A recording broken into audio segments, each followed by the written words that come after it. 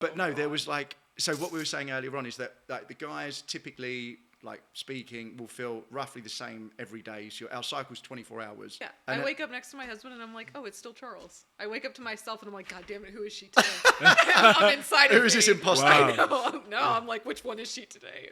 The Hulk or like someone sweet? So is there a big difference with female cycles? So you guys have your 24-hour cycle and we have a, on average, 28-day cycle. Right. So the hormones, this is my easiest way to explain this. The hormones that you experience in your entire fucking life, like from birth to puberty to death, is what we experience every month. Right, okay. So just imagine your entire life compressed into our month end, plus we have to 3D print an organ every month. Yeah. So it's tiring.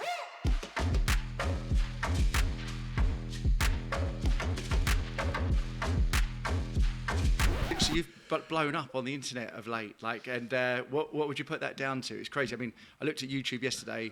There's one video had 20 million views. Loads of the reels on Instagram have got 10 or 20 million views. Yeah. What would you say this down to mainly? Probably because I just say whatever the fuck I want. Yeah. That's really. Yeah, I got that when you came here. I was like, there's no filter. No filter. It's great. Well, I think that I've been through enough in my life that I just don't care what others think. Yeah. It's like, hey, if you don't like it, it's a free world. Delete me or follow me and talk shit. Yeah. Whichever one makes you happy. Yeah. So I think that it's just willing to talk about the hard things and be honest. Yeah, and that's the best way to. Opinion. Yeah, right? yeah, and that's the best way to get to, as we were saying, sort of self-mastery, to really understand yourself. The only way is to be honest with yourself, right? Yeah. That's partly why you wanted to do this. You were like, I just want to say what I believe in. We had someone on before and you said, I just want to say what I think and what I believe in about this and about COVID and blah, blah. And he's like, one of the guys like, you can't, because if you're going to say that, you've got to be prepared to have a response and an action and a reaction and all this kind of stuff. And it's fascinating. I mean, it's crazy how you can just, you should just be able to say exactly what you want. Yeah, but that's the thing. It's people like that say you can't. You actually can. Yeah. You just have to have tough enough skin to know that some people are going to love you, some people are going to hate Yeah. you. 10% of the people are going to love you, 10% of the people are going to hate you, and the other 80%, that's your job. Undecided. Yeah, that's true. And the thing is, with on the internet, where you've got keyboard warriors and people aren't really, they'd say, if they met you face to face, if they are negative, they'd say something very different. But because your job is, mainly online, and so many jobs are now, you're going to get a lot of people saying negative things as well. So you need a thick skin for that, because a lot of people read through those comments and say, they'll take them personally. They're like, I don't want to hear that. Yeah. So do you read the comments? Do you go through them? I do read the comments because I feel like the only reason that I'm investing this time into doing this is because I want to connect with others. Yeah. So the point is connection. So yes, I do read the comments. And if I see a comment where I feel like I can offer clarification or help, I will. Plus, I love to hear others' opinions, even if they're not my own. Yeah. So now if you're talking shit to me and telling me my nose is big, I'm like, well, no shit, I'm Persian. Or that I have fucked up teeth, I'm like, well, sorry, buddy, talk to the guy who did them for me. But it's just like, if they're negative and I can't see the positive that I could bring to that scenario, sometimes I'll just be like, hey, thanks for your opinion. Or I just leave it alone. It doesn't even, it doesn't register emotionally for me. That's great. I'm like, I've been through so much shit. Yeah. I'm like, the stuff my ex did to me in comparison to the shit you're saying to me doesn't even hit the radar. Online through a comment where it's not going to affect you. Nah. And is that why you've gone on this journey? Because of the shit that happened previously? Well, I think I've been through a lot of shit in my life, like most people. But I think the stuff that I have done is a little bit uncommon. And so, therefore, the lessons that I've learned are also uncommon. So if I can share those and, somebody can stand on my shoulders and get further faster, then isn't that the point of life? Yeah, 100%. We were saying this earlier. So, the reason why I started this is it's a little bit of therapy as well. You're sharing and connecting with people you'd never connect with before because they're all in different parts of the world. And it's like just having that, invoking sort of that conversation, which we're all sort of scared or shy of entering. I think in terms of off the back of what James just said, where do you think we're heading then? If it's like things are moving so quick, everyone says 5 years, 10 years, and it always happens so much quicker. 1 year, 2 year, 3 year, where are we heading? Are we going to keep sort of exploding through this conversation through social media? Is the world going to go a bit crazier to get better, or is it going to calm down? Where do you think we're heading in the next couple of years? That's interesting. Well, I think that, and I haven't lived in Europe, but I've been here for a few months now.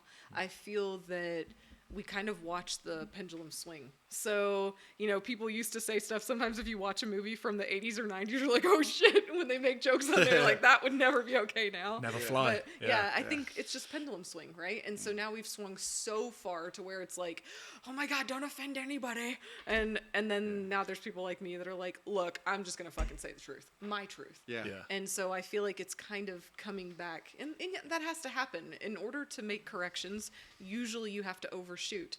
And then, you bring it in. And that's so true. It's like where, if you take some of the biggest podcasters, they used to call it the intellectual dark web, like the Joe Rogans and these guys that were seen as sort of fringe before, and mainstream media would always speak negatively about them and still do. They're starting to get a bit of light now. And the people that were really outspoken are sort of being, the truth's coming through now and things are coming back. I'm definitely seeing that. Like it went to an extreme. Like you couldn't say anything. Comedians had to stop being funny and stand. Yeah, certain things. And now, do you really want to live in that world course, where a comedian can't even be funny? But who? What's surprising is who does, right? Because I don't, right? How did the pendulum get so far and so many voices? Because I don't know those people. I don't know those people who said, I don't want to get into this one, but I need to get, everyone's Twitter profile like 6 months ago said double boosted, triple vaxxed, all this sort of thing. And that's just disappeared, right? Yeah. So I don't know the people that were putting that on their Twitter profile. So, who are all these people that have said all of these things that are so far, and now the pendulum's coming the way that we would say, which is like speaking our own truth? I think it's the interesting part to me is I think it's a very small percentage to make that swing. So it's a very small percentage of people, and this is just my opinion, that were so outspoken and so offended by so many things that literally this small percentage of people shut masses up. Right. And so, yes, that sucks. So it's not a 50-50 thing. But then also, it only takes a small percentage of people like me Yeah. who are like, I don't give a shit. Yeah. I'm not going to say rude things to you and I'm not going to attack you, but I'm also going to speak my truth. Yeah. That will bring that pendulum back. That's right? amazing because the maths behind that, like I know a lot of actors, for example, right? And they all, behind closed doors, when I'm chatting to them, had exactly the same thought about being forced to stay at home, or being forced to whatever. But none of them posted it, because they all knew it would negatively impact their... So in my mind, I actually blame normal people that agree with what you're saying, who don't stand up and say something. Because we're the problem, right? And that's really why we started the podcast, because we want to speak our truth and say what we think. Yeah. And you need people that will do that. Yeah, more and or more else people. you're just a sheep. So that's really interesting. So it's a small percentage. I really think it has is. brought that big percentage, and then then luckily it's coming back. So we're coming out of this craziness, coming back into normality. Because small people like you and I will do it. Yeah. We're not worried about doing it. Yeah. Well, the great thing is there as well. You didn't mention it's a man or woman. It's humans as well. It's because there'll be a drive for the female side. There'll be a drive for the male side. There'll be a drive for the middle. There'll be all these different elements, and it's like you said. It's everyone. Yeah. Yeah, and it's like Jordan Peterson. That everyone tried to shut him up, right? Yeah. He's the Canadian Prime Minister. Justin Trudeau just recently contacted him and said, "Look, you've got to stop. We need to give you social media training." And Social media training. What is to that? Jordan Peterson, right? So and a lot of he's been given a lot of hard time for a lot of stuff what he said. But slowly he's they tried to shut him up. Yeah. They tried to shut these voices up, but they weren't able to. Scary thought to think if they could have closed your voice, if they could have got Jordan Peterson. Luckily, all the voices are coming back, so that's why I'm really. Are they glad trying we're to take free his speech. license now though for lecturing? I think they're trying to do something. They suspended him, I think, for like 6 days or something. I mean, I remember Piers Morgan saying to him, like, a couple of years ago, you were thrown around the internet with all this craziness, and now you've just come back from Cristiano Ronaldo's house to give him therapy advice from the biggest, sporting football player in the world. It's like what happened, and it's because he spoke the truth. And he's so, Right. I mean, incredibly smart. People don't. I don't think most people really want to be lied to. So it's just like, just give it to me. They like want to it is. believe Yeah. the trend, the news, I think media. but I feel that most people actually connect and relate to authenticity. Yeah, Definitely. exactly. So you can say all these, wonderful facts and all this shit, but if you don't truly believe it, nobody's really believing it. Exactly. So it's just like sales. If you don't believe in the product you're selling, I don't care how many bells and whistles it has, people feel that it's not authentic. Exactly. And I don't know if you agree with this, but I have this theory that, and I was looking at this from a film, acting, media perspective, and I was thinking, well, wait there, we're in a very different world now. The way that, even speaking to my mum will just follow the news and believe whatever the news says. And that radio station news report, that's a structured way of broadcasting for so many years. they'll go online and they're ready. Welcome to the news. Now, all these podcasts and these people like ourselves, like yourself and Jordan Peterson, they're breaking that mold of like traditional, you know, like radio station or reporting news, mainstream reporting. Like someone can come out tomorrow and say, this is like bullshit, and these are the reasons why. Unfiltered, exactly. And I think that's really interesting how we're in a time where, you know, I almost link it to like when radio was massive and then TV took over. It's like, well, now it's like all this freedom of being able to set up podcasts and speak about mental health. You know, I said to you, you know, just now that, you know, mental health and therapy here was just untalked about for so long. And it's like, oh, you're taking therapy? Is there something wrong? It's like, well, no. Now it's like, well, if you're not taking therapy, you know, you're in denial. Exactly. So it's really interesting to look at it and see those things break out. And social media has a big impact in that as well. So it's that's what I think. Anyway, I think there's going to be a change because of the way that we're viewing things and the way that we're consuming media and information that we're interested in. Yeah, well, I think the thing with mainstream media is like our parents, I think they're really good people and they're trustworthy and they're interesting. So they'll watch something and they'll sort of believe it. And, you know, my mum, you know, lovely person, she will believe a lot of, you know, what comes through. Yeah, it's like going to the doctor and believing what they say. Exactly like, the same thing. Man, you have exactly to be... the same thing.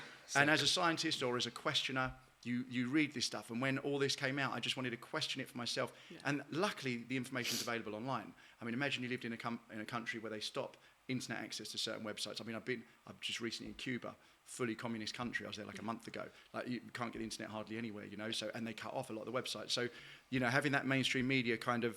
That's his excuse for not messaging me when he was there. So. No, he's right. Like when I was there in 2018, they congregate in the parks and stuff, and they have little cards for the Wi-Fi. And yeah, they'll sell you the. Very weird. Is it still like that? Yeah, it's fully communist. The government take 90 to 99% of everything. I was there about 10 years ago, and the only thing that was crazy for me was seeing all the 1950 cars stuff, and I thought, wow, okay. But they're there for a reason. They're there because you're not allowed to bring in new cars. Yeah. Since from America, Castro, since Che Guevara, since I think. But 62. you can take out cigars, man. Yeah, my husband maxed out on that. Yeah. He was like 100 for. You can take 100 and I can take 100, so we're getting 200 of the cigars I like. I'm like, but isn't the political relationship between Cuba and the US now okay? No, it's bad. No? If you've got an American passport, you can't go to Cuba. But it's, the only way we could go was like educational.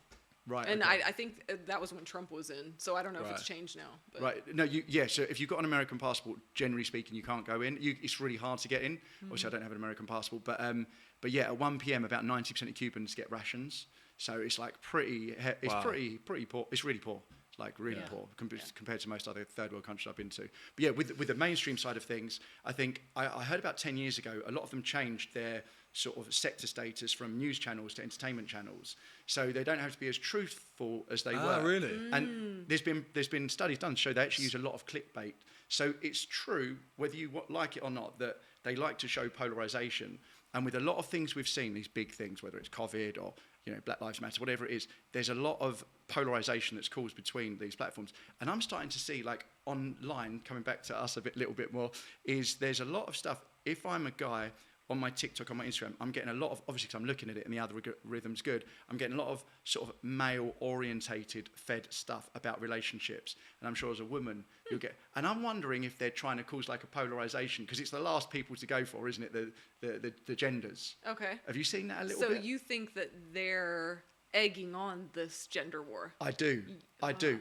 From a perspective of like that is very interesting. From one perspective of like gender inequality, right, and everything that's happened there, pay gaps and all this sort of thing. But from another perspective, even in a deeper psychological way, like everything that comes into my feed, I don't know if I'm letting on too much information here. It's actually a lot of it's half it's women, half it's men, but they're talking about men and women, and it's normally sort of helping the guy. Mm-hmm. And I'm sure that if it was a girl, it would be helping the guy, and it's slightly tipping it in favour of a man in terms of, okay. Wait there, if it's the man, it's helping the man. If it's the woman, it's helping the woman. Yes, so to me, I'm just guessing what a woman would get. Right. But for me, my feeds are, I've got a lot of really good psychotherapists, psychoanalysts, and it will say, out of a relationship, why does the man have to put in more? Like real basic, but it seems to be edging towards bringing a bit of polarization between men and women. That's sort of what I'm seeing a little bit. Yeah, no, I agree with you. But that, like you said, it's all about clickbait. Exactly. So it's what's going to make people want to watch. Well, I mean, we've basically, changed the platform, but we haven't changed the method. So with TV, it was how many people are watching so we can sell commercials. Now, I mean, they're just figuring it out now. Yeah. So it's like, okay, well, how do we make money on social media, and how do we compensate for what we've lost? You know, TV, radio, all of that. It's all about the money. It always is. So I think it's good to be aware of, though, right? Because we could soon find ourselves in another thing where, you know, men go so far one way and women go so far the other way. But yeah, to bring us back to what we were chatting about before, we were saying like you were saying that sort of men's cycles is a 24-hour cycle. Yeah. So our our emotions based on our kind of hormones are pretty much 24 hours. So mornings, we pretty much got the similar type of feeling. Evenings, and I can definitely see that. I can definitely agree with that. Right. So wait, break that down. What does that mean? So we go through a certain amount of hormones and different emotions and feelings within 24 hours. Is that correct? Well, of course you do. But what I believe he's saying is that, you know, the hormones that are produced in your body are the same every 24 hours. So cortisol, etc. All of those things, they're produced at certain times. They're released at certain times so that you live a pretty normal life, and it's every day is the same for you. Right. So of course, if you're sick, there's like a little bit of fluctuation. I mean, when my husband gets sick, I'm like, oh, you're cranky, you need a little bit more attention, but that's about it. Like, that's it. Do you speak to him in that voice as well? No. He would be like, it's cute. No, but sometimes I like do weird things. But I was like, oh, I think that's how you know that you really love somebody and you're comfortable with them, is when girls start making those silly voices. I told you. Then you know they're super. Have you ever been there with them? No. He's like, no, I never made it. I'll be baby voice the whole time, and they're like, what are you doing? And I've said to him and like friends of mine, have you never had baby voice with a woman? That means you never and they're like, it. no. Oh, they just never got. And I'm like, you've just never been close enough. No, because I'm like, no. Yes, I was sitting with a girl that I met. I just met her yesterday or the day before. Anyway, we had just met, and she was talking about her fiance, and then she did this cute little like. And I was like, oh my God, she loves him. Because like, that's the kind of shit I would do about Charles. And I was like, wait, this is all women. Because immediately I start thinking about my girlfriends. And I'm like, yeah, okay, that's a sign. Mine's gone like extreme. Yeah. Like with your ex you're talking about? Yeah, just general. Yeah. I mean, quite a few girlfriends. I've always, we've got close enough. Oh, you always get there? Okay, I heard you slide that. I mean, I always get there with them. That is the point. I don't always get there. I've got there a lot. Yeah. Give me an example of a baby voice. You've never gotten a girl to do? You've never gotten a girl to be I know. I thought you meant the guy. Both. Yeah, both will. My husband, way less. I don't know. Okay, can I have an example, please, of like how you'd greet him in your baby voice? Should we do a little? He doesn't listen to me. Okay, we'll do it. Yeah, you've just got from I can't role play with him. He doesn't know what the fuck he's doing. Has no idea. I'm not going to be your first, man. He's like, I got a girl to do a baby voice for me. Did you pay her? Yes. Okay, you ready? Let's do the baby voice together. Hello, baby. Hi, babe. You look so good. Just want to pinch your cheeks. Yeah, like stupid shit like that, man. God, Okay, did I do that with Alina? Fucking retarded.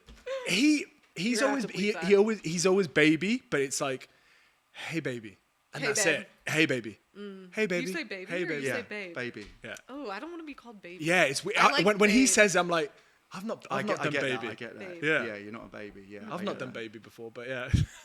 That was great, you two. Yeah, I'm terrible. It's worse than that. Like family have heard me and be like, what the hell What are you doing? Yeah.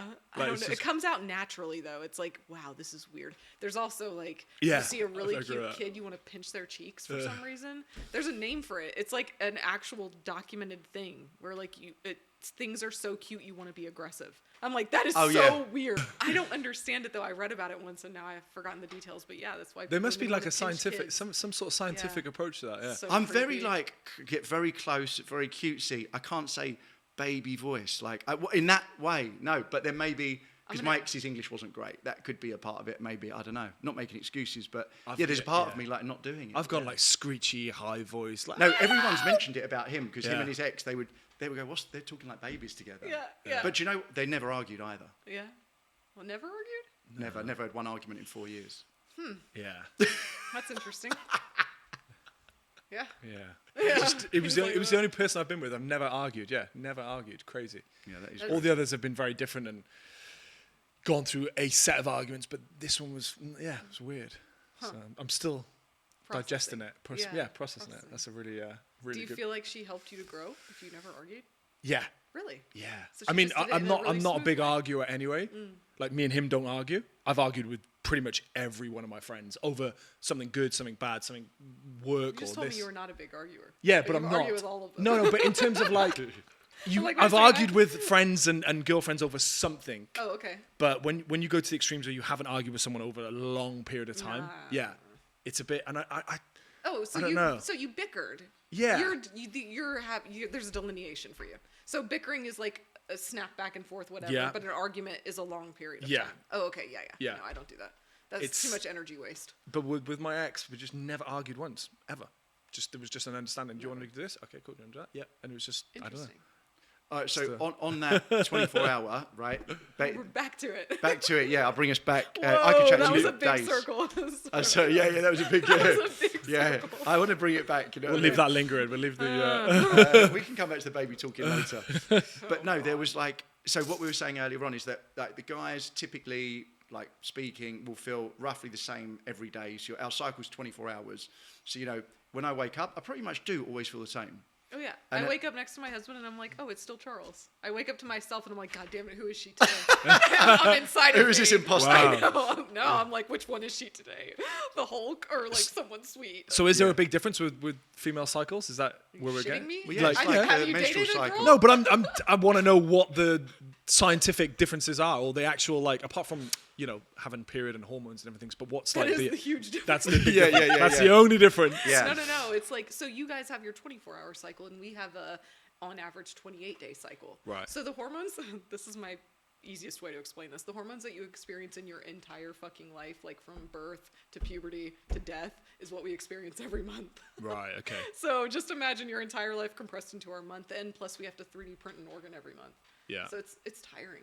Like, Yeah, it's just a little bit tiring. Do you know the way I look at it? It's like what really fascinates me is just that like just the fact that women can create. I mean that just there women can create. Yeah. It really tells me in a weird way that maybe this is a bit crazy, but if there's a god, it would be a woman because that's the only person that can create. And it's that's like interesting. It's really like I mean, I think a lot of populations have agreed with you. Not in the most recent 1,000 Okay. years, but there have been many populations that worship women for that. really Yeah. okay. Yeah. I can't Yeah. give you the names off of But like no. Aztecs. Maybe it was one. I don't know. That whole- Or research an older. Yeah, I mean, religions. just the whole fascinating thing with the fact that you're able to create is just crazy. And this whole thing, Morgan Freeman said this quote a couple of years ago. He said, "Look, if the moon has the power to, to pull the tides and change the ocean, and we're 80-90% water," he said, "Think about how the energy around the world and all this kind of stuff can change you on a daily basis." Yeah. So it's I don't know. It's powerful to think of it like that. Yeah, but it pulls the tides because the tides are so big. Like the tide, the water is such a big mass. So when you work out the gravity, it's got to be a big mass. Our masses individually are small. But if you add them up together, It's small, even if it's Yeah. tiny amounts. You know, Yeah. we're built on what billions and billions of atoms and tiny, but it's just even just a tiny thing. Yeah. Maybe can Okay. So if you want like a breakdown of the woman's cycle, I can give you like Please. real quickly what you men should look out for. Absolutely. So after her period is done, the first like week and a half, that's when she's like social lubricant. That's what I call it. I'm like, you're like, KY, take her out everywhere. Take her to any business meetings. Take her to parties. Right. Take her to stuff like that. Her energy and what she's emitting because of her hormones is super fucking connective. So she'll be a ton of fun and you'll have a blast with her everywhere. And then as she gets closer to menstruating, the week before, like PMS week, everybody talks so much shit about women on PMS, but really what our hormones are enticing us to do and actually guiding us to do is become ultra observant. Right. So every single thing that the previous 2 weeks was no big deal, it was all fun and shit because we were trying to get pregnant. That's what our bodies are hoping for, right? To Right. reproduce. Now we're becoming super analytical and we aren't doing this because we want to be a bitch. Our hormones are telling us to do this so that we analyze our lives and make sure Okay. that we're setting things up correctly, Okay. right? And then when we're on our period, our hormones are completely dropping. So everything has dropped. And the reason that our body does this is so that we take the time to repair right. and regrow, right? Okay. So that, PMS week and period week is the time for us to really withdraw and take care of ourselves and pull everything in. It's not the time to be making big changes. Okay. But it's the time to be observing your life and seeing what changes do I need to make. Then after my period, when I'm in that 2 weeks of like totally awesome mood, everything is great, and I have a ton of energy, that's when I should be making those changes that I observed the 2 weeks before. So it's a very different cycle than you guys. You might observe something that needs to change. You're analytical almost all the time, and then you make those changes throughout the day. It's like, okay, well, I need to change this, I need to change that. But if we make a ton of big changes when we're in that, PMS week or the week of our period, it's so depleting to us, and we're already depleted. Right, okay. So we need to be pulling within. But the other 2 weeks, we're pushing out. So, and we push out usually much further than men, right? Okay. We're way more connective. And you can see that if Yeah. you dated a girl and Yeah. like she walks into the party and everybody's like, oh my God, Sally's here.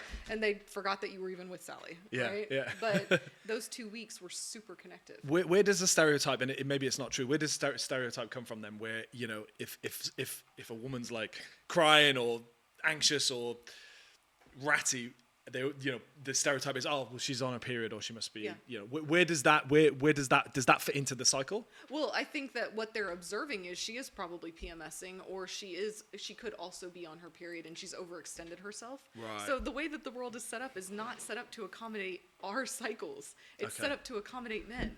And it's not anything against you guys, but I mean, think about it. You listen to any nutritionist, or not any, there are some that understand women's cycles, but it's like, okay, wake up, do your meditation, go to the gym, eat these same things every day. And it's like, no, that works for a man. You guys can literally eat the same thing every day, figure out your macros, and you'll be fucking fine. You'll do great. Right. My husband's 41 and he's shredded, and he doesn't take testosterone. He just takes care of himself, and he's very regimented. But if which I have tried, because I am very good at taking in data and applying to myself and following it to a T. But if I do that same thing, I ruin myself. Because as a woman, before my period, I actually need more calories than I would normally intake to maintain. So I used to be like, it's all in your head, Elisha. This is in your head. You're not hungry. And this is a mind over matter thing. And I was just like, oh, I'm weak compared to him. He can control his cravings and I can't. That is not the case. Your body is fucking asking you to feed it because it's starving. It's trying to create an organ and you won't feed it. So because we've been told that we should be like y'all, but really we should be like us. Yeah. So it's I wouldn't say that men created this to like hurt us. They just didn't understand us. And most doctors were men. So the people prescribing what we should be doing didn't have a body like us. Yeah, right? it's such a lack of understanding, I think. Yeah, it's lack of understanding. And then I even see it on podcasts where I talk about this. Fucking trainers, that's not true. There's nothing different when women are on their cycle. I'm like, shut the fuck up, you have a dick. And the fact that you can't pick up a book and read the science that's out there now and understand that we are completely different is just like, oh God. At least the science is there now. You mentioned that book. What was it called? In the Flow. In the Flow, yeah. Best book ever. Yeah. It's kind of dry. Okay. But it's great facts. And I would recommend it to any man that deals with women. So if you live on this planet, read the book. Because you've got a mother, a sister, a daughter, someone. And if you can understand her cycle, you will get so much further with them. Because you understand like, oh, this is when I need to come to her kindly. And I don't need to be trying to force her to make big changes right now. I need to be understanding that it's processing time. But I know next week she will hammer it. Right. So I can set her up for success this way. That's amazing. So what a great tool to know for a guy to know that. Like, I mean, that solves so many problems. Then you guys don't have to be so confused. It's like, I was watching my husband before I understood myself, and I'm like, I feel that it's frustrating for me and I live inside of me. You poor guys. Yeah. Dear God, the poor man, I know he loves me and I'm biting his head off. And it's just like, I can't even tell you why I'm biting his head off. This isn't right. But what's so weird from me as like, with ex-girlfriends, I've got so frustrated and I'm like, oh my God, she's crazy, or she loves to argue. And when I hear this, I feel a bit bad because I've like responded like in a really analytical way when she's been really emotional. Yes. And you end the relationship or whatever and you're like, oh man, but like if I knew this. Yes. You can change the whole, it's not manipulation. No. It's just reading because you're not changing anything. You're just reading. No. My husband adjusts the way that he communicates with me. And it's not manipulation from him. Like he'll literally send me a text and he'll be like, are you crank? Because it's like PMS week. And it's funny to me. I'm like, that's cute. He's joking with me, but reminding me that like, hey, be easy on yourself, cranky. You're going through this in your cycle right now. And I'm like, God damn, he can see it. So if this is like understanding women 2.0, like my basic understanding of understanding women like 1.0 was, I couldn't understand why I was always like in an argumentative state when I'm not argumentative. Like I say, we've probably never argued, right, in many years. my friend said, read this book called The Way of the Superior Man. Oh, okay. Yeah. Have you yeah. I haven't read it, but I've heard it's a good book. So like to really summarize it really quickly, it says like men are basically thinking analytically, right? And I mean, I'm a programmer, so I'm very analytical. So I'm like, 0 + 1 is 1.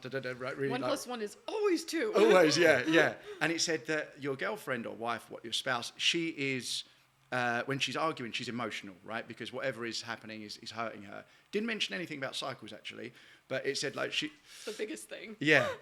But it helped me, and it said, look, when you're having this argument, instead of trying to be analytical and win with words, which never worked, like put on some nice music or be jokey or give her a cuddle and say that I care and I love you, and that's it. Now, I tried that and it worked wonders. Yeah. But we never could get to the problem because there'd never be a point where we could talk about it because she'd get emotional and then just have to That's cuddle. what I was just going to say. Well, as soon as you said it, I knew it. I'm like, that's not true. Women do think analytically. But when they're PMSing or they're on their period, their emotions are so much more raw. Yeah. And it's much harder because of where we are hormonally. We can't control this. Yeah. It's like, okay, hormonally, when you critique me when I'm PMSing, it hurts like fuck. Right. It's like your words hurt so much more right now, so I need you to be a little bit more tender. However, if this is an important conversation and we need to be on 1 + 1 = 2, just wait till my period's over. Yeah. God damn it, pull out your notes, make a note, and be like, we're gonna talk about this later. Yeah. You know? And Have you used that? What's the best app? I know there's apps for like knowing when you can get Notes? pregnant. And not, Oh, no. Is there an app to know, or do you just speak and say like, well, everyone knows when their girlfriend's on their period. So No, I was on a podcast with a dude a few months ago, a big name, and he told me he didn't know when his wife had been with her like 10 years and never knew when she was on her period, and I was like, no, wow. Really? How could they can't be sleeping? I'm like, y'all must not have sex a lot. They're not but sleeping okay. together then, right? I don't know. I was That's like, crazy. are you shitting me? That How is do you weird. not know she's on her period? My husband knows like the day that I start PMS. Yeah. But I put it in the calendar too. Yeah. Like, it's I on the don't calendar. always know the lead up in days, but I always know. The that, funny thing is, if you are with someone long enough, or if the girl has observed herself enough, I call it day 10. I'm going to cry for no fucking reason. Okay. And I'm just like, today's day 10. It's going to happen. Yeah. And so now, I've been tracking this for years, and it's really cool to see the intricacies. And then I know when I'm like, okay, I have this big project coming up. I'm going to schedule it for right after my period, and I'm going to slay the fuck out of it. Like, a man might be able to hit 50% of what I'm able to produce those 2 weeks. Right. And Charles will just be like, he's a high producer, but he's like, dear God, I don't understand how you do this. And I'm like, well, the other 2 weeks I'm going to be a lower production rate than you. Yeah. So it evens out. You just have to respect that cycle. My love language is physical touch. Yeah. So there have been times when, I'm PMSing, and of course, everything wrong in the world is definitely Charles' fault. I'm like, you have a dick, so it's your fault. And I'm just kidding. That is not true. But there have been times where, like, I'm ready to kill him. And he will come and hug me, and I'm like, don't fucking come near me. But he's just like, babe. And then he'll just hug me, and I'm like, oh shit, I felt all of my hormones drop. Wow. Like, and then I'm like, I'm sorry. Right. PMSing. Right. And it's just, I'm telling you, the word that I used was raw. Our emotions are raw. Yeah, and raw, so yeah. if you can Not erratic. understand that, then I'm not, as a woman, asking you to compensate for me. I'm not saying that I should get away with murder because I'm PMSing, but I am saying if you can understand that it's much harder for me right now, and I'm doing things that you can't comprehend. Your body can't even comprehend what I'm doing. So if you could cut me enough slack to either A, shut the fuck up, or B, say something nice, then we're going to get along much better. Yeah. And it's just observing, because it is the tiny things. Like, I might say something that I probably know I shouldn't say, but I just say it because I'm like the first a bit 2 judgy weeks, or whatever. You know what I mean? And the first 2 weeks of the month, you might get away with it. She might even laugh. Yeah. But then you the other don't 2 say it in weeks- those other 2 weeks. Right. Yeah. That And you touch- hold that- it for the other that 2 touch weeks. thing is really important. Even just like I'm relating it to if you're really stressed Yeah. and you go and have a massage, or someone's touching you Feels so good. and they draw your energy. So a hug and a touch or whatever, or just And even saying like, babe, I know that I can't relate to what you're going through and what you're doing, but I appreciate who you are. Yeah. You, as a different person, bring so much to my life. Yeah. And if there's something that I can do to help you during Yeah, this week, then, and the thing I know with relationships, it's always easy to be like, be the bigger person. It takes someone to be the bigger person. And if your hormones are the same every fucking day and you really do love the woman that you're with, then why can't you be the bigger person? Exactly. Yeah. Yeah. Yeah. You're the man. Yeah, You're that's a very supposed good to point, guide and lead, and you're the one with the stability. God blessed you with that. We don't have that. Yeah. So it's like we're trying to manage in a world that isn't built for us and doesn't accommodate us. Yeah. I don't. You know, even as a boss, sometimes I'm sad because I can't be like, oh, I can accommodate these women's cycles and get so much more for them. Yeah. I try the best that I can, but in the world that we operate in, it's 24 hours a day. Everything is set this way. Yeah. And so we have to realize that, like, hey, we can make slight adjustments, right? And if you're, as a man, willing to do that, you'll get so much further. That's so true. So I wouldn't say it's easy, because I'm not saying we're easy. And I mean, I think my perception of relationships is a bit skewed. Because you never baby voice it. But yeah. But what I've We're gonna get a noticed- call from him like at some point in our life. You And he's can gonna practice. he's gonna go. Yeah. I did the baby voice. Oh, she did it today. It's me. But like, what I've noticed is, I see a lot of traits in like what I'd say like normal relationships. Like my sister and her boyfriend, there won't be an hour where they do not send each other a message. Wow. Is that would you? No. Is that's that too much dangerous? I don't know. If it works for them, for me, I would be so fucking annoyed. How long would you go like without a message? Like, what's the longest you could go without like keeping in contact? Well, I mean, Charles and I we have from my point of view, a good relationship, and we're very, like, we're trusting. We have our parameters that we've agreed to, and I mean, he just knows. The end all for me is trust. If I don't have trust with you, I have nothing with you. Yeah. So get the fuck out. Yeah. Like, So it can almost go as long as it needs to because you trust them. yeah. Yeah. I mean, Same. there have been times, like even this trip, where I'm busy and maybe it's probably not over 24 hours. But I hate talking on the phone. Like, Right. I fucking hate it. Yeah. And so we just text. So it's really easy to text. It's like, hey babe, just want to tell you I love you, or whatever. But we text about business a lot as well. But Yeah. we're pretty secure in what we have. Yeah. In what we have, but also in who we are. Yeah. Because I'm very aware that what we have can disappear immediately. I've had it happen to me. So, you wake up one day and everything that you thought you had is flushed down the toilet and you had no clue. So Yeah. I'm not in denial that, he could cheat on me. Some dude left a message on my Instagram. You should never tell how good your man is in bed, or how much money he makes, or blah, blah, blah, because there's these bitches out there, they're going to steal him from you. And I was like, if they can steal him from me, then I guess he's not the man that I thought he was. So Yeah. go for it. Yeah. Like, Yeah. I'm not about controlling someone. I don't have to own someone. Yeah. That's definitely the So- healthiest way to look at it. Yeah. Yeah. I don't know if it is or it is. I'm sure if we post this, I'll get plenty of marriage recommendations. Yes. I'm just like, okay. So what? I want to ask you what messes you up? Like, if you don't mind me saying, you're very beautiful, you're successful, you seem like you've got your shit together, you're really smart. What if you were to say what your flaws were, or what messes you up, apart from the cycle, because that's one thing to deal with. That's not a flaw. Not a flaw, Like, that's but a flaw, and that doesn't mess me up. but That's in just who terms I of am. like things that you can't control, or things that you Things that bother me. yeah. Because like anyone watching will go, right, well, she's got everything together. She's Oh, no, I don't have everything together. no, but people will yeah. think that. I have control issues. Right. Like, don't try to control me. The second somebody puts a parameter, I'm like, I'm going to do the opposite. Like, so that is something, if you're going to be in a relationship, you have to learn to control Okay. that. Because, I mean, just even for instance now, it's a good example. Like, I'm in Europe and I'm loving it and I want to move here. And my husband's like, bring your ass back home. What the fuck do I have a wife for? Yeah. And so it's figuring out that if you love someone, from my point of view, then you have to be open to hearing everything they have to say, whether or Right. not you like it, or whether or not it's what you want at that moment. So I think control is a big one for me. So let's say you're sitting on social media all day and just looking at crap. We've said this before. If you're using the internet for the right ways, and you're learning and educating yourself, and you're on social media looking, at your content, or speaking about psychology or mental health, you're learning something. And I think that patience and I have similar things with certain things, like just wanting something now and needing to be done. I think if you apply that to the right method, it can be a good thing. If it can, and if you've applied that to business, Yeah. it's understandable. It's just how it affects other people as well. Yeah, but that's. But I think I play devil's advocate with what you're saying. Like, is there anything that is wrong? Because we can, for instance, you're using social media and the scrolling as an example, but we can say, oh, that's fucking with attention spans and it's not good for you, and only if you're watching good things is it healthy. But then again, we could also say, you know what? People used to sit and storytell all the time.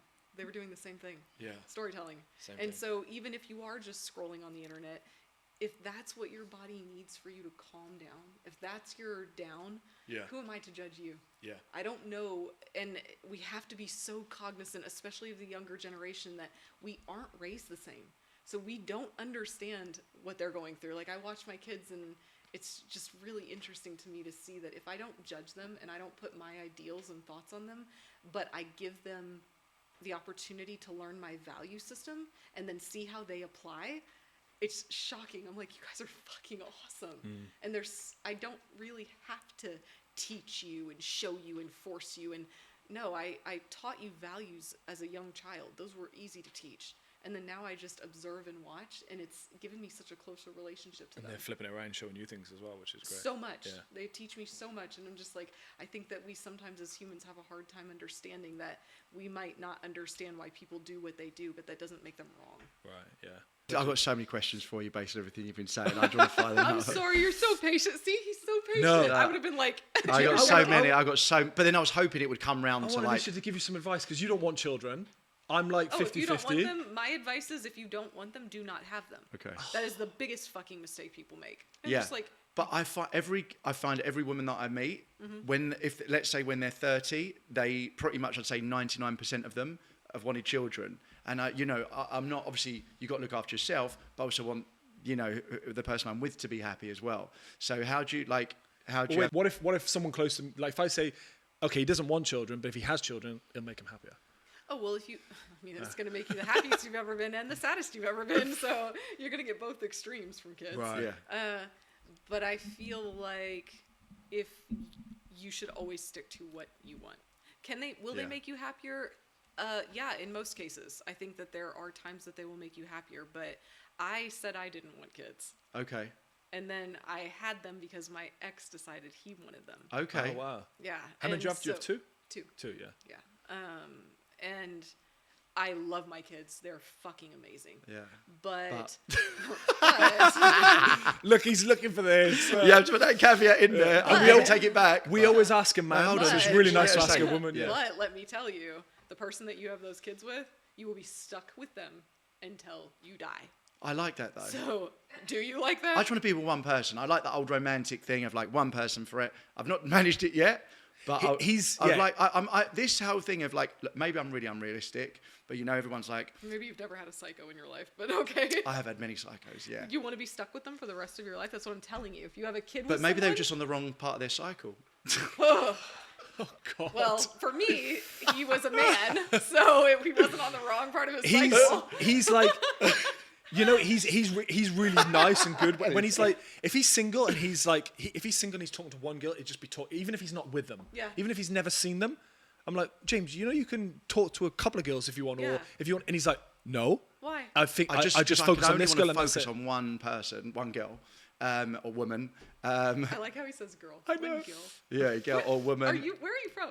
From here, from Really? London. You Yeah. said- okay. Yeah. Okay. I really like to focus my attention. I remember I rang my mum. I was seeing this girl.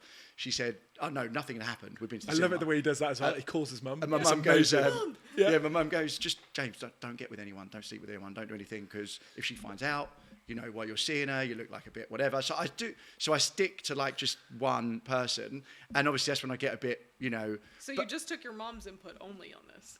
No, it's just that is really what I feel good doing. Do you know what I mean? Not Matt can I say it or not? Well, no, yeah, but Juggle a couple. Yeah, of course of I people, can. Or yeah, multiple. but So did I when I was single. Yeah, why wouldn't you? Yeah. Yeah. I mean, be honest about it. Yeah. Of course. Yeah. But like. But I kind of admire him for that in a way, but at the same time. That's why. So the two things are one. It's such a slow process. Though. Yeah. Yeah, he's very slow. Yeah. Probably why I'm still seeing. But Holy shit. there's like one. I want to just be with one person forever because I want to share everything. I don't want to keep on. Do you tell these women this? Do they know you're only talking to them? Yeah, and they kind of insist it at the time. So I think I meet people that we like latch on together. See, no, my thought I on know, that. I know. I we're won't go there. into it because there's a lot to unravel probably. Yes, but unravel so it. my I'm question, so curious. He's going to book My you question after is this. that- Yeah, it's really fascinating if you tap into it. But my question, I guess, that would help other people as well, because I don't want to make it about me specifically. But the thing that would is like, if you're a guy and you don't want kids, but most of the women you meet that are, you know, I found early 30s want kids, would your advice be to not have kids and to stick with that? Well, I think it would, from my point of view, if I was in your shoes, I would definitely like do a deep dive into why do I not want kids? Yeah. Like, I mean, write that shit out. A Yeah. thinking time I have. session on this. Okay. Yeah. So if the Yeah. reasons that you do not want kids, they're conclusive. Like, I'm not having them. Yeah. Is that where you are? Yeah, I think that the downsides for me as a worrier would be too much, worrying about them all the time. I worry enough, and again, this is something else I need to work on, but I worry quite a lot about my girlfriend, as you've seen, and I don't want to be, you know, I know it would make my life a lot worse. To have kids. Yeah. But wait, the worry, the time, everything else. Okay, but I mean, they're a huge investment. I think Yeah. people, it's so funny to me when I hear people say, like, to people that don't have kids or want kids, you're selfish. And I'm like, what? Yeah. No, you're selfish. Yeah, exactly. You're selfish for bringing someone into the world for your own fucking pleasure. They didn't have a choice. Yeah. And then you're Yeah. even doubly selfish when parents say shit like, I hope someday they understand the sacrifices I made for them. And I'm like, bitch, you made the sacrifices So for true. yourself. So they true. didn't want to be here. So true. All the people I know So- that are really are like that, they're kind of selfish and they want another one of them. So there's an ego thing as well. Yeah. Yes, And I'm like, it's like, yeah. no. But this is the weird I thing. know I will be like, and I obviously don't know for You'd certain. probably be a great dad. Yeah. I mean, not to be whatever, but if I was 43, I wouldn't be having kids.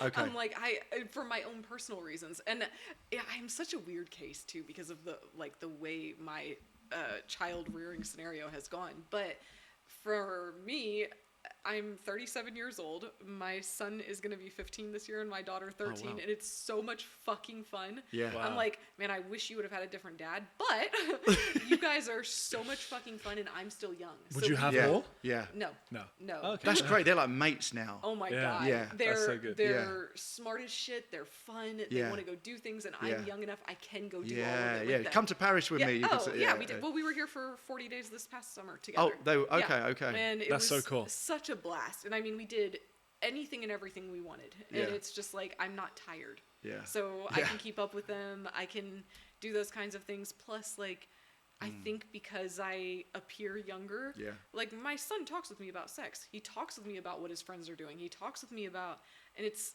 also, I think, because he feels safe. There's no judgment. I Yeah. don't feel the need to tell him what he needs to do, and so Yeah. he'll just be open. Well, he's with very me. lucky to have a mum And- like you who he can go to Well, that with. Yeah. Thanks. I mean, I Yeah. had the opposite. One that didn't speak with me about things, Yeah. and then whenever I said anything, she's like, it's this way, and Yeah. you know, so religious. And with my kids, I'm like, hey, look, I taught you my core values. Yeah. You can decide whether or not you want to adopt those, and you are much closer to an adult than a child. Yeah. So let's talk about, you know, facts of things that happen if you make these decisions, and then Yeah. I'm here to support you and love you. That's You're amazing. gonna fall and make mistakes, but I'm Yeah. gonna be here. The Okay. interesting When- thing on what you said, just to throw another curveball. So he doesn't want children, but I asked you now, if you met the right girl and she wanted children, you'd have children straight away, wouldn't you?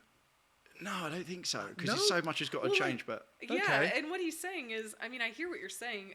Of course, I could like give you all the pros of having them and like Yeah. how it might help you grow as a person. Because if you worry so much, like your kid's gonna fucking break you of that. Yeah. You're either gonna die or you're Yeah. gonna adjust. yeah, yeah. But like, I think people should stick to their convictions. Yeah, it's almost impossible to write a list of what you want in a partner and find Right. everything, right? Right. Some of them are okay, and some of them you're going to miss off.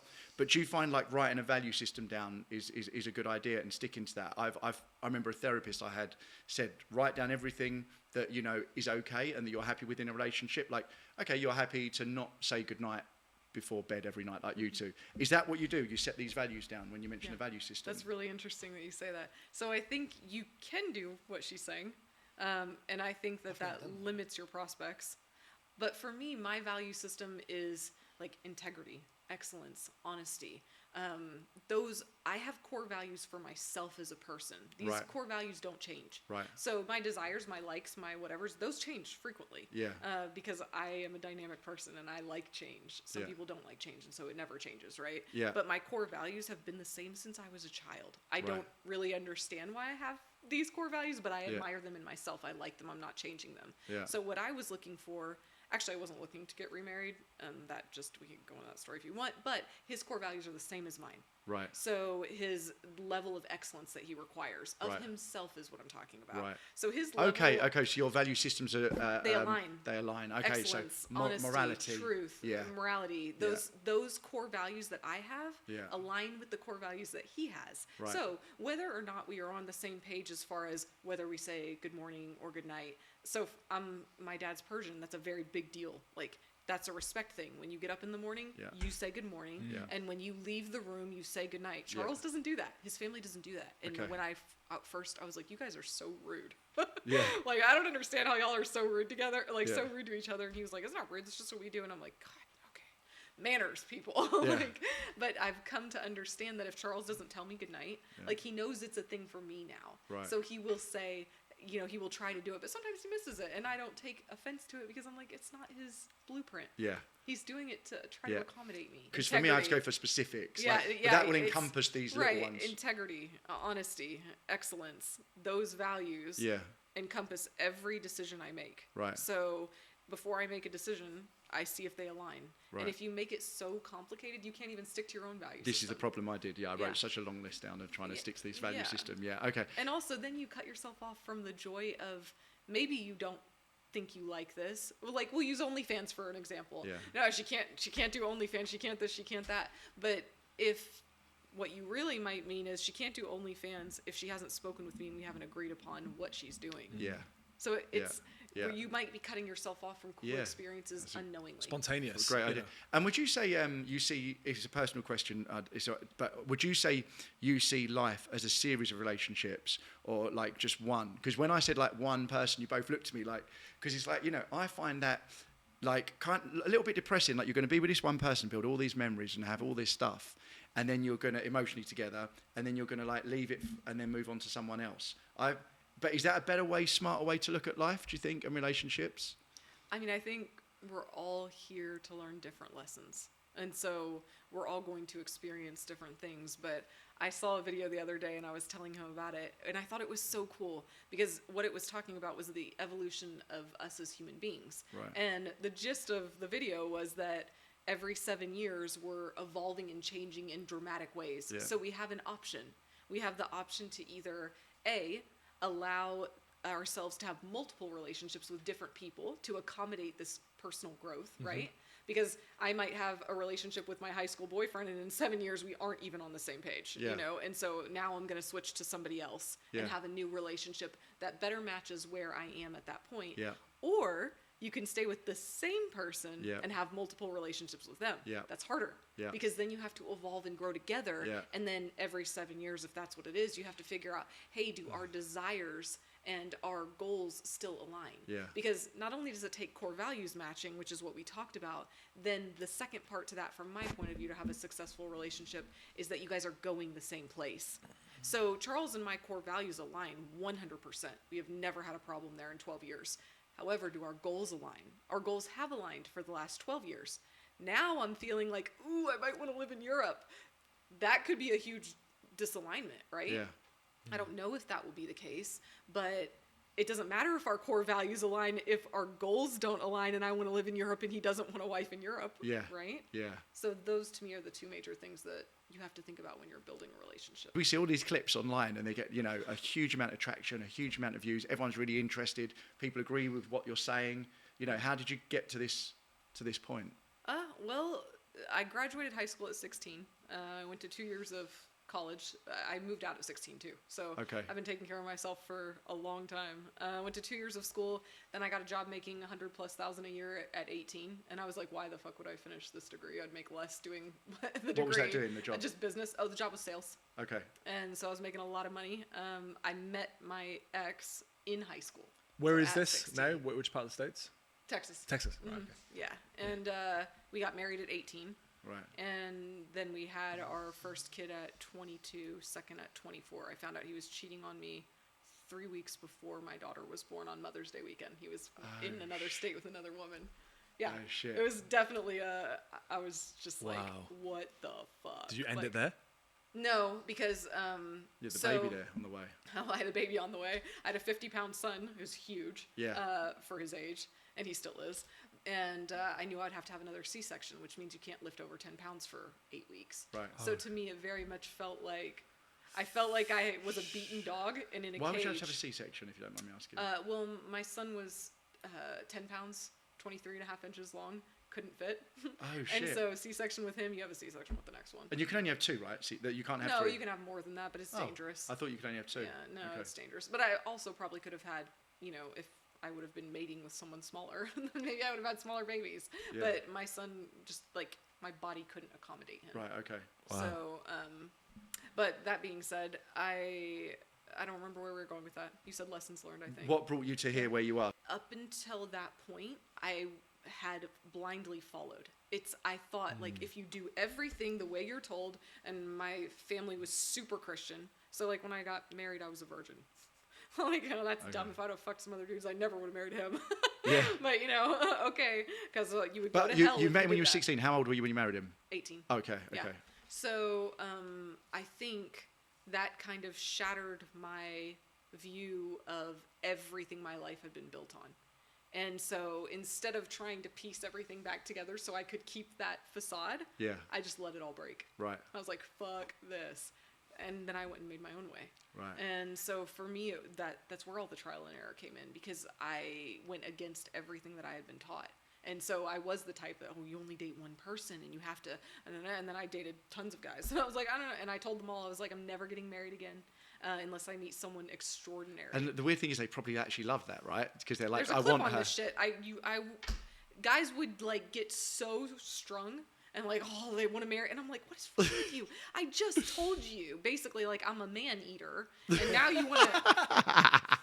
It was shocking. I'm like, I'm telling you this for your own good. We can have a good time. I'm not going to, use sex as a thing with you. You know how girls, I'm like, I'm not doing any of that. I just want friends with benefits that are cool. Can we go do fun things? God, you would and have then been dream for those men at that time. I'm like, don't sleep in my bed. And if you're going to stay over, I'm going to put pillows. I don't want to snuggle with you. Pillows down the middle. I was very weird. Charles was like, That's you're crazy. Is that my question was going to be what core values when you were younger have you brought in now to your, I suppose, personal core values when you were younger that you've brought in now to your business and the way you live? And it sounds like you've kind of answered in a weird way where, and I relate to it. There was a little bit of a rebellious side maybe where it was like, right, we all get told these different things, but no sex before marriage. You've got to be religious. You've got to follow this route, because there's 2 versions of you, right? There's the version you are now, and there's the version of you. Back there in Texas, you've never left America, maybe 3-4 kids, you were the same guy.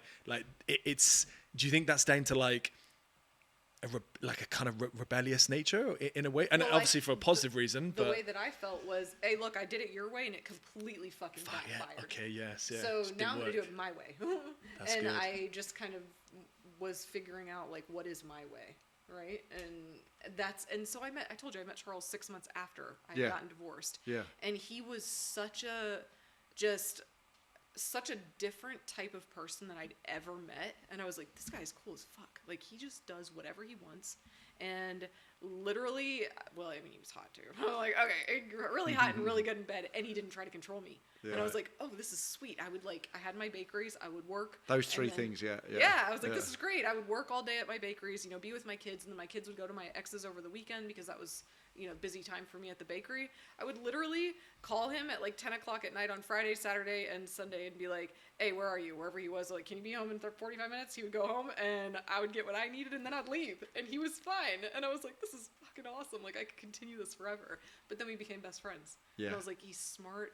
He was honest with me. Right. So I grew more in the first year that he and I were friends than I would say I had grown the previous 25. Wow. Because he was so fucking honest.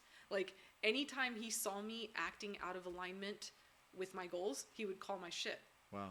And I mean, he didn't do it nicely. He's the first fight we ever had. He told me words didn't have feelings associated to them, and I was like, "It's really funny because your words made me want to kill you." Like, I don't know how that worked, but but because I'm gonna take that. That should be in a movie. But because I was able to set aside my personal feelings that he created with his words, and actually, this is why I say women can be analytical, and actually save them and think about them and play with, like, what is he trying to tell me here? What is he seeing? And because I valued him as a person, I could always get to what he was actually trying to tell me. And when I would implement changes, it got me further.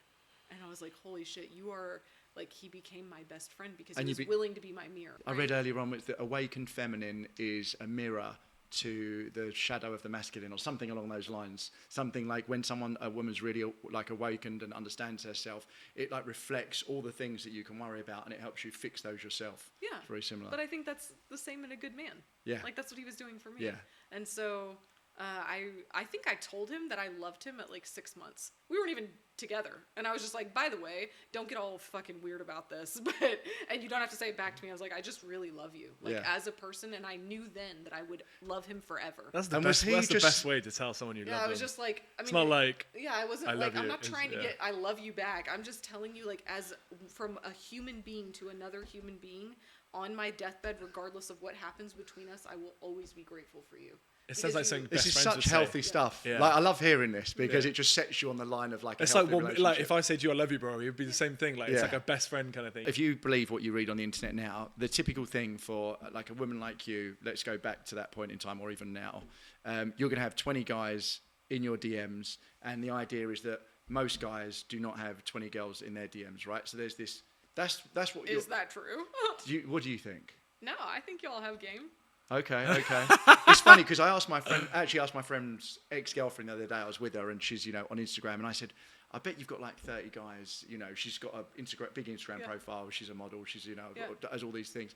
And she went, no, James. She went, everyone in my DMs is crazy. Oh, and yeah, like, we don't take them seriously. Okay. The dick pics, and then I'm like, these guys are fucking, it's a joke. Yeah. It's like, it's not like we would find good men in there, I don't think. Like, yeah. The good men are the kind ones. They just compliment you and say something nice, but like. So, and where did you meet? So, Charles, Match. Really? Yeah. Oh, wow. Yeah. What's that? It's a website for, it's like the first ever dating site. Oh, it's like apparently like 1 in 5 people meet on Match.com. So I'm not surprised. Yeah. I mean, their algorithm is good. We put us together. Let the computers do it, because obviously the humans are fucking it up. Yeah. Yeah, humans can't do it. Let the computers do it. That's such a, if you want to go on a dating website, that's so true. Do you agree that, like, because I'm trying to understand all this properly in my mind, do you understand that, like, from, like, if a woman's got a pool of men to pick, and she wants to pick one, she will be happy to widen her breadth a little bit of which that guy is. But if a guy's got a pool of women, he's very specific on the exact one he wants. Or would you say that there's no difference? This is something else I've read. Oh, so you're asking women could pick multiple out of her pool and be happy? Yes, exactly. And men are like focused. Very focused, because whether it's a physical thing, whether it's a biological thing, whatever it is, I mean, I would say that definitely applied for Charles, like ultra, like he told me he was never getting married. Like he was like, I'm never getting married. I've resigned to, like, I'm happy single. Yeah. And I'm like, well, what happened to that? I trusted you when you said that. But for me, I'm pretty fucking picky. I'm like, I'm pretty picky. And, so he was the only one out of the ones that you were seeing at that time. Yeah, there was no guys that I would have married. See, I read this stuff, you read this and you're like, oh, that resonates, that's must true, but I don't know, because I don't know from a woman's perspective. Yeah. And I'm talking to you and I'm like, it's pushing those ideas back, because no, they're not correct. I mean, and this is the stuff I'm getting pushed in my feed. At least for me, but that's the good correct. perspective to get from a healthy woman's perspective. Yeah. Because I'm looking for a lot. Like, people see my things and they're like, oh, all you think is he should make you wet. And I'm like, no, he should be able to do it in all sorts of ways. Yeah. So that means we have to be energetically on the same wavelength, yeah. Not just physically. Yeah. Yes, he should be able to physically make me want him, but also energetically, also mentally, also all these. People don't listen, but I'm like, that's what I'm telling you. He should be able to do it always, and vice versa. The woman should be able to do that for you too. Yeah. Because sometimes things happen, like maybe something happens physically, but I still want to be able to turn him on mentally. You know, like it's not just sexually. You've got to be able to have your heart beat faster, your ears, and can eyes. Can we still make it work? Because it's like none of us are guaranteed anything, right? Like, so you want to be turned on by your partner in all ways, mentally, spiritually, physically. And so then you have a better chance, I think, of surviving.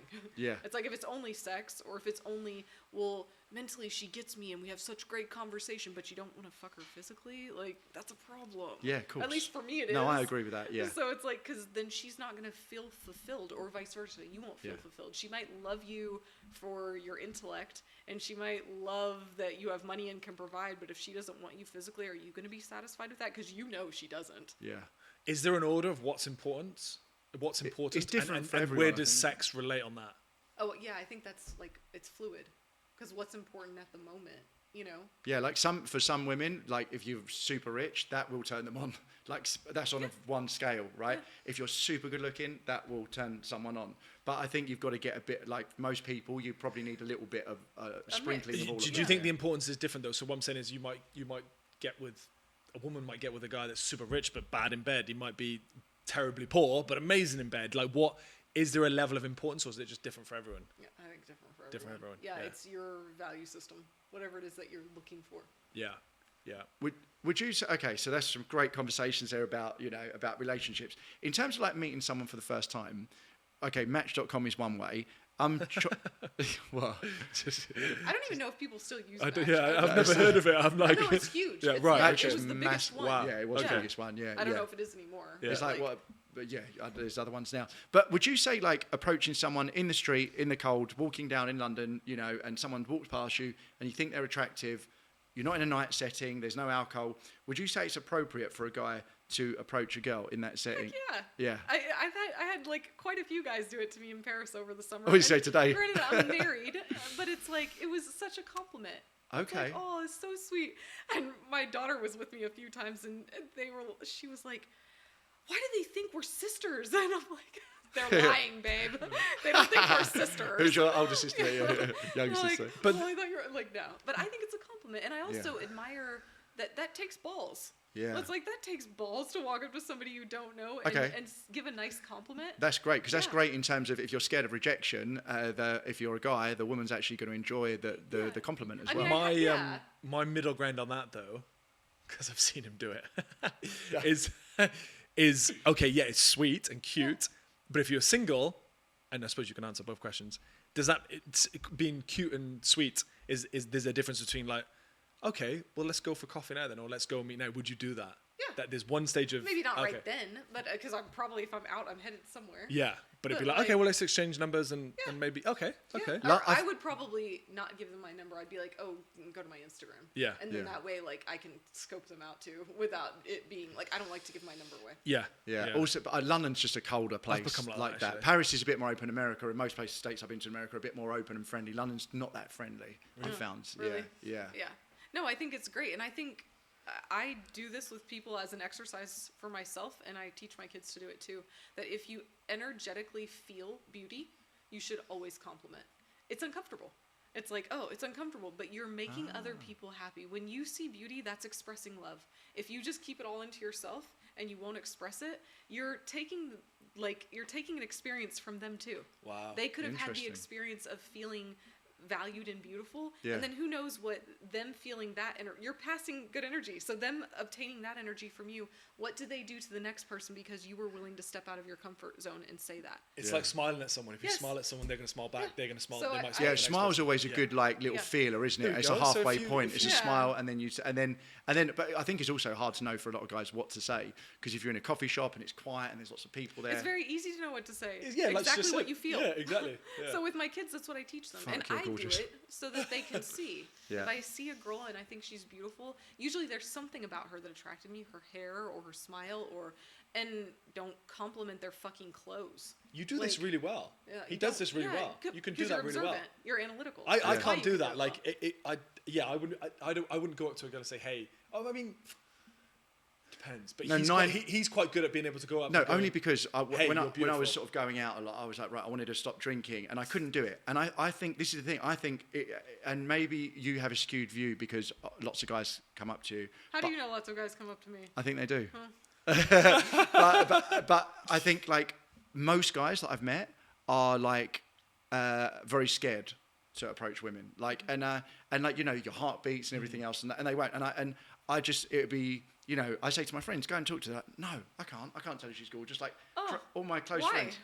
I don't know. That's why I do it with my kids, and I do it with my son and my daughter. So I compliment others in front of them. And when I started trying to teach them, they were like, "Mom, it's so weird. I don't like it." And I'm like, "Watch what happens." And whenever I would do it, the response is always good. And Always so then good. my daughter started doing it, and she was like, "Oh, it makes me feel good too," because the way they responded. Then my son started doing it. I'm like, "Did you see how much joy you're sharing with the world with That's just so your nice. words? It takes 2 seconds." There you go. And Mate, now, when he needs it to hit on girls, it's gonna be so easy. You can tell that girl in the gym that she's beautiful. You can tell the girl in the street. If No, we you- met the girl in the gym, but luckily we met this girl in the gym in Turkey, and we're all all of us were like this, and luckily she actually started talking to us, and she said, "Oh, you're using the machine," but none of us would talk to her because we were all a bit off, and it's easy to say now. I know it's crazy, but it's true. You guys. I know, What what are is they gonna wrong? do? What are they gonna do? Bite your heads off? You're just giving. I think you have to take sex out of it. That's why I brought up the. But that's the thing. The role- guys just thinking about sex. Well, Is that's all they're fine. thinking But about. what I'm telling you as an exercise is that's why I compliment women, because it's like, can you appreciate beauty in both sexes? So guys should do it to guys as well. Yeah, if you see a guy that you think is attractive physically for whatever reason, that doesn't mean you want to have sex with him, but you think, wow, this dude's worked really, you can see, he's worked really hard on his physique. You do it all the Or time his to me, hair, mate. Like, dude, your hair's awesome. It's as simple as that. It's like, your hair looks awesome. He's Okay, see, that's the way. But this is the thing. You say that in such a nice way, like no one's going to take offense. But you are, mate. You're good why? at that. Because it's honest. I thought your hair looked nice. That's why I said that. Because I had noticed it, and I was like, oh, I should tell him his hair looks Mate, nice. you are good at that. You'll come in and you'll say to me, "Oh, Matt, your skin looks good today," or this. That's such Yeah. a sweet I can compliment. say it He to him, always yeah. does that. Yeah, Yeah. you're good at it then. He's I mean, great. sometimes he says, "Oh, you don't look You fat look like today." shit.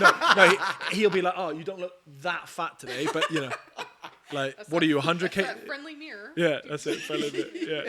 But I think these are really good exercises to know, and to I'm like a building blocks, like little bit by. So everything you said is like really helpful to understand how. If it you works. wait around after the podcast, you'll see him just like walking around, like, "Hey, you're No, beautiful." I'm not. I'm not. Well, I mean, I think all of them would appreciate it. Okay. It's, But I think the way, like, if you're feeling uncomfortable because you're nervous about if you're saying the right thing, it's always go with what gave you that energetic feeling. Okay.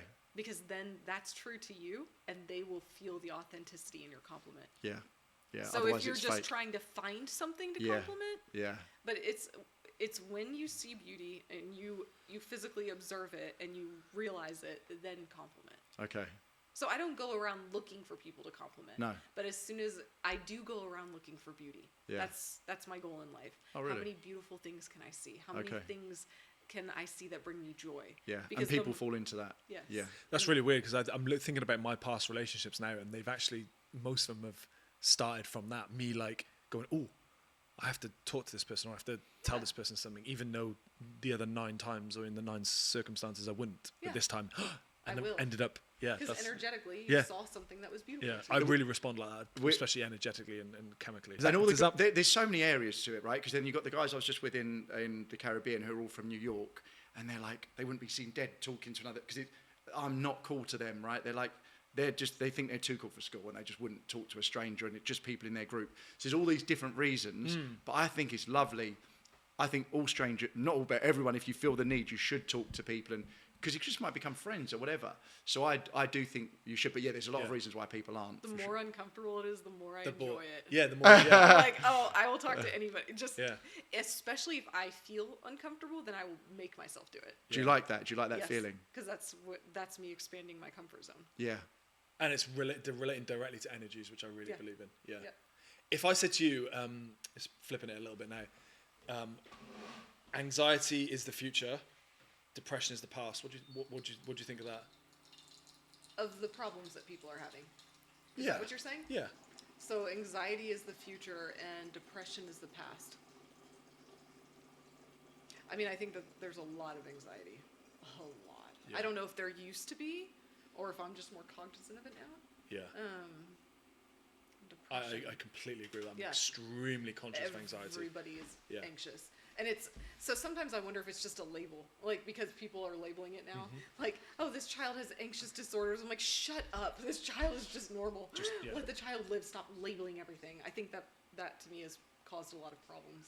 So kind of like that pendulum swing we were talking about. Yeah. Too much labeling.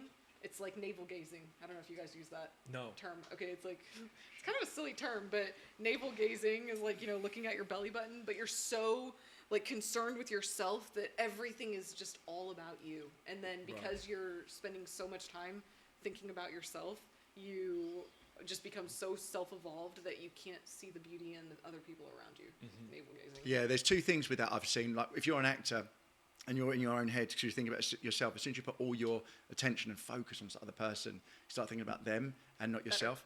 And there's this other thing I read about spotlight syndrome, where you think you walk into a bar or a coffee shop. Everybody's thinking about you. You think everyone's thinking about you. No one gives a shit. No one even looked.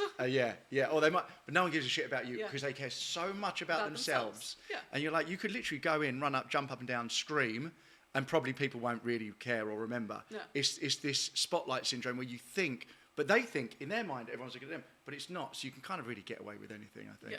No, I agree with you. That's why if you see something pretty, go compliment it. 100%. It doesn't matter. 100%. There's no loss. I wanted to ask about we spoke a little bit before in the coffee shop about your social media and how it went so quickly. We talked about how you went from just being online with close friends and then started putting out content and just blew up. Yeah. And the actual, not the trend, but the way things are going, where you actually should put out content and you should back what you believe in. And I keep saying the same thing to James. Like I remember saying to him a couple of months ago, because he's in the film with me and he's got a scene with Russell Crowe. I said, you haven't even posted about it. No one knows. Like push it out there. Yeah. And he did one post about it in a screenshot. Do you think it's down to just you posting stuff, or do you think, like, how did that evolve for you from going like back to July or last year where you said it was a lot smaller? So to me, I didn't care about social media, and I really still don't put a lot of weight into it. I think that it is important and is the way of the future. And so if you're not willing to invest in it and make sure that you at least have a presence there, you're going to get left behind. So for me, it was really more of a test of, okay, how can I accommodate the need to do this? Right. Because it needs to be done, but also make it in a way that I enjoy and I'm not resentful of it. Okay. Because I don't want to take fucking selfies and I don't want to be dominated by this. Yeah. I only want to do it in ways that I like. So what worked for me was doing a podcast, and then from the podcast, I literally just gave the recordings to my team and said, rip them and post them. Like, I don't go in there and preview them and like, oh, I don't like the way I look, or I don't like what I said, or I don't like, it's like, it is what it is. Don't care, this not checking the views and nothing. But you have to put a lot of trust in that person to do that, right? To pick the right bits. I'm trusting myself. I fucking said it. Okay. I was like, well, if I said it, then okay. If I don't want it out there, then I shouldn't have said it. Okay. So it's is this the one you do on your own? Or is it one with the girls, other girls? I did have a co-host for the girlfriends. Yeah. But she pivoted into DJing, and her manager told her that it wasn't good for her. Okay. So I was like, well, thanks for putting the kibosh on that, motherfucker. She was at, I don't know the exact number, if you don't mind me saying, she was at, like, was it 6,000 you said last July? No, I had 2,200 followers on Instagram. 2,200 followers last July. Last July. Oh, wow. Yeah. What's that, 6 months? And now she's got nearly 300,000. What have you got now? Like 200 and something on Instagram. That's and I think insane. 150 on TikTok. That's insane. What do you want to be seen in your bio? What does it say? What do you want to be like people to see you as? Specific thing. What's just your name? It just says my name, but I really want to be a connector of people. Okay. That's what's important to me. Connection and love. Those are the two most important things, and it runs everything in life. I can see that, yeah. So it's just like, can we connect? And in order to connect, you have to be authentic. You can't connect with, if there's no authenticity there, you're not really connecting. Yeah. So connection and love. Like that's what I'm here to do. My view on the reason why you connect so well is because you're very smart, and it's almost like your eyes are telling you something really smart and insightful, but you got the smile as well. Oh, and that's just the connection. Yeah, with the I energy. did think that. It's at the like, end, actually. wow, she's really smart and clever, but also she's giving you the energy. You're not just like saying, right, okay, yeah, you should do this or should do that. You've got the smile and energy with it. I think it's really nice. Yeah. What were you saying? So the numbers went from 2,200 to that. Okay, sorry, social media. You were saying basically. Yeah. It's a hard choice, isn't it? Because I think like some people kind of want to be private and don't want their stuff online and think it could affect future things like DJing or acting or whatever it is. But the other alternative is like, how do you get all this stuff that you've been talking about out there, this positive message? There's no other way, is there? I mean, for me, this was the most efficient. Right. And so I have other businesses and things going on. I can't like, that's why I told my team, hey, if I said it, I said it. And if I get backlash for it, then I don't care, because it is who I am and I would say it again. We've said that to Jay, Right. the other host. Yeah. He said some stuff and we were like, we want to chop this together. It's a great reel. He was like, no, I don't want it. Then I was like, you're 37. If you don't want to say something, you got to think about it and not say it, because this is really good. And we put it out there and it And did then well. also you need to think about, I believe this, but I don't want to say it. Yeah, Why? it's like, why am I even here then? Yeah. Yeah, exactly. So for me, that is a thing, because I've definitely said some things and I'm like, oh shit, I did say that. You mentioned in that thing then about social media being important for the future. In what sense do you think we're heading to the importance of business, lifestyle, education? Is that where you're thinking? Because for me now, we were saying this the other day, like, you know, I used to watch films every night and now I've stopped, and all I'm doing now is listen to podcasts or educate myself or watching YouTube. Yeah. Why is it important? Where do you think we're going with it that's so important? Is it everything, or is it? Well, I think it's, I mean, if I could only pick one word for social media, I would pick connection. That is what it is. It's the way people are choosing to connect right now. Right. So we have to be able to evolve and be okay with that, instead of trying to take it away, or like, this isn't good and this is why. And then it's like, okay, well, you know what? Drugs aren't good either in overkill, you know, but we need drugs for some things. And so it's just like, this is the way people are choosing to connect, which is the most important thing we can do in the world. Perfect. And so if this is the way they're choosing to do it, then I'm going to associate with that. And when you connect, that's where all the other things come into place. When you connect, business, personal, lifestyle, health, learning, love. That's how you love people. Yeah. This is how we share stories right now, you know? And that's how people learn. We haven't changed that much from 6,000 years ago. We still learn from stories. And so this is the way people are consuming stories now. You know, we're not sitting around a fire, you know, doing it with each other, although I do prefer that. Yeah. But that's because I'm old. This is the way they're choosing. And so we have to accommodate. Yeah. I just want to say, like, thanks so much for being here first of all, but also spreading all your ideas, because if there's more people like you who can sort of put a level out to the playing field so we can understand more about relationships, it's like just a really good thing. Oh, thank you. Yeah, I wouldn't say I've been perfect, obviously, but I can share my mistakes. So I can share my mistakes and I can share what's working now. So Yeah. I just love the connection. Like you mentioned connection, like how we've connected through your medium. We've set up a medium. We've, you know, connected online through social media, and now you're here. Like, Yeah, it's isn't just that crazy. crazy? Yeah. It's just The mental. world is such a And we would have smaller never place. have met you Yeah. unless Yeah. like I was running around Texas. Never in our lives ever. Never. Yeah, we hit like 8 billion population, right, in the last few Yeah. months, I think. And you're from, you know, another state in the US that neither of us have been to before, and now you're here. It's amazing. Yeah, it is. I love that the world. That's what I feel like social media does. It Yeah. shrinks it. Yeah. So Crazy. that's why I say Quick, connection. should we do a little hand together? No? What do you Are mean? a prayer? Yeah, like, What's going on? I was trying to take it a little bit weird, and you'll be like, no. No, I'll That's it. play with you. Like, yeah, what are we doing? Joking. Brilliant. Okay. I Thank you love so it. much. Yeah, guys, it was awesome. Thanks for having me. Oh, Thank thanks you. so much. You're amazing. Thank you. Perfect.